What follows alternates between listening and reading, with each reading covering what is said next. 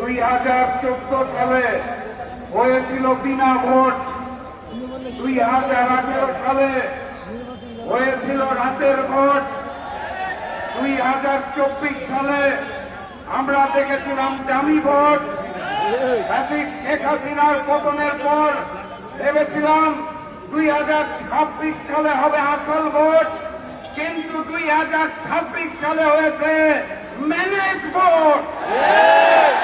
London থেকে ওই মুফতি সাহেব এসে জনগণের সমর্থন আদায় করতে না পেরে প্রশাসনকে ম্যানেজ করে, টিপটেককে ম্যানেজ করে, কমিশনকে ম্যানেজ করে, সরকারকে ম্যানেজ করে ম্যানেজ ভোট আয়োজন করেছে। এখানেই শেষ নয়, তারা ভোটের পরে ঝাঁপিয়ে পড়েছে নির্মম ভাবে জনগণের উপরে। 2018 সালে ধানের শীষে ভোট দেওয়ার জন্য যেভাবে করে গণধর্ষণ হয়েছিল, 2026 সালে এসে ধানের শীষে ভোট না দেওয়ার কারণে গণধর্ষণ আমরা দেখতে পেয়েছি। মজলুম যখন জালিম হয়ে যায় তখন আল্লাহর আরশ কেঁপে ওঠে।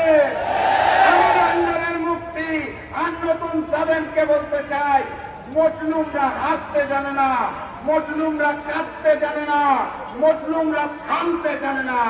আমরাও থামবো না ইনশাআল্লাহ।